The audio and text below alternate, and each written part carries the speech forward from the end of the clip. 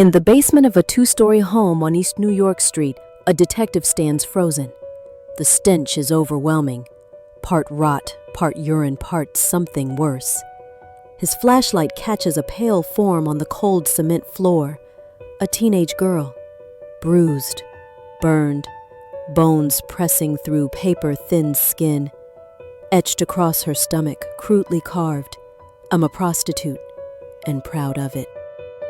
This is the story of Sylvia Likens, the girl America failed. The Likens family lived on the fringes. 2 parents, carnival workers, always on the move. They had 5 kids. Sylvia was the third. 15 years old, blonde, freckled, with soft eyes and a shy smile. She was the type who gave her lunch away to hungrier kids. Her sister Jenny was a year younger, thinner, more timid, and wore a brace from a bout with polio. They were inseparable, not just sisters, but each other's protectors.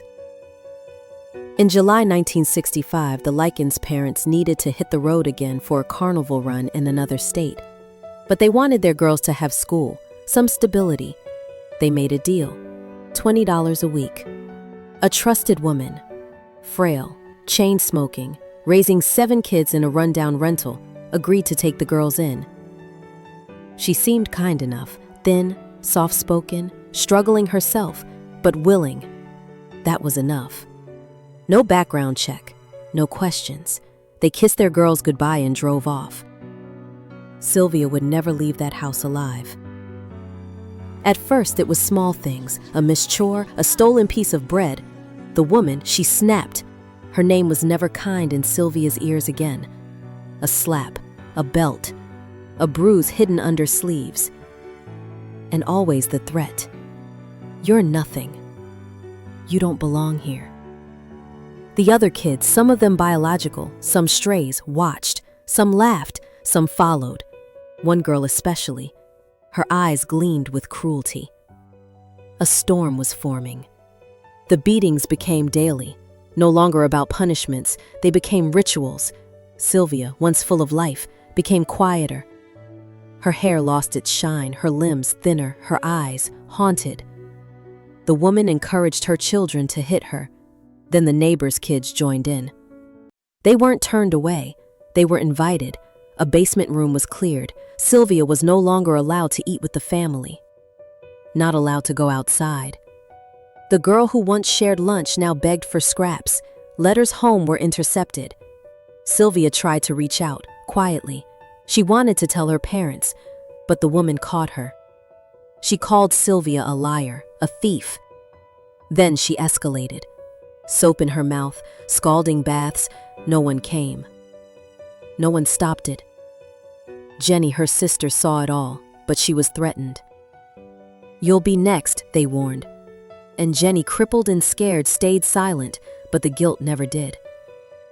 A girl became a ghost right in front of her own sister. They stopped pretending to care. Sylvia was locked in the basement. No light, no bed, no food. Her wrists were tied with ropes. Sometimes she was naked, sometimes beaten until she couldn't stand. Her name wasn't spoken anymore. She was it, the thing in the cellar. And the children? They watched, they joined in, they were taught how to hate. This wasn't discipline, this was pleasure, a household of monsters shaped by a mother who whispered, "She deserves it." The woman forced Sylvia to write a note. "I ran away, I did bad things, I brought this on myself." It was a lie. She could barely hold the pen, her fingers swollen, bones possibly broken. But she wrote, because not writing meant worse. The woman wanted a story, a cover, and Sylvia was forced to become the author of her own erasure. Sylvia's body gave out before her will did. Starved, burned, whipped. She was beaten with curtain rods, dropped from stairs, scalded, branded. Her stomach bloated from internal bleeding. Her lips were cracked open, her eyesight fading. But still, she apologized. She asked for water, and they laughed. A house full of life, watching a child die. October 26, 1965. Sylvia tried to sit up. She collapsed. Her last words were, "I'm going to die. I know it." Hours later, her body gave in.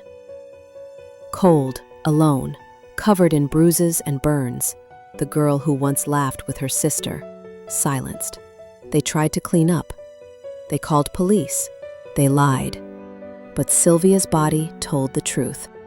On a gray December morning in 1965, a phone call was made from the Baniszewski house.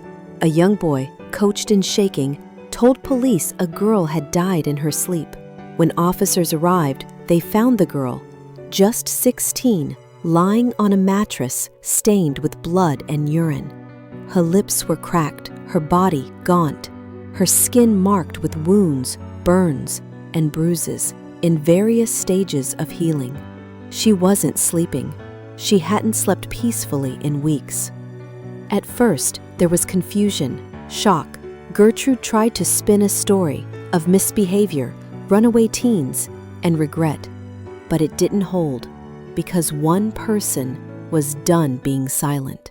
Jenny Likens, Sylvia's younger sister, found the courage to whisper the truth.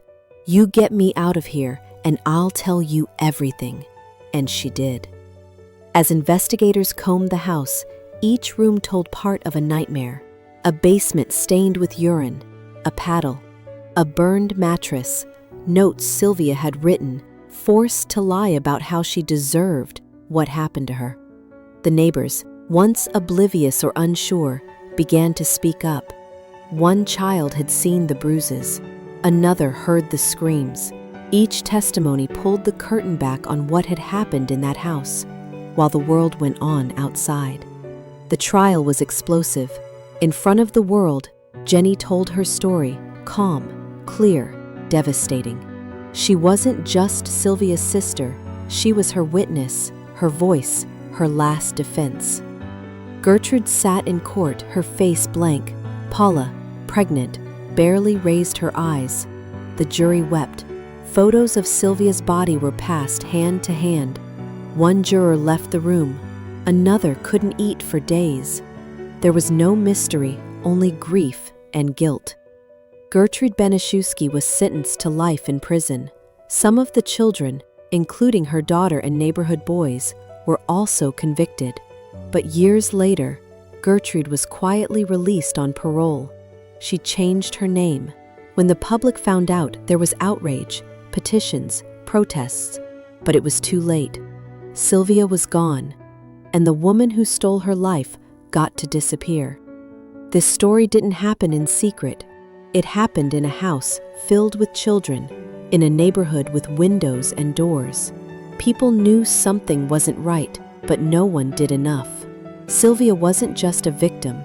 She was a child, one who trusted the wrong adults. Her name is now etched into the conscience of a nation. She deserved to be protected, and instead, she was forgotten until it was too late.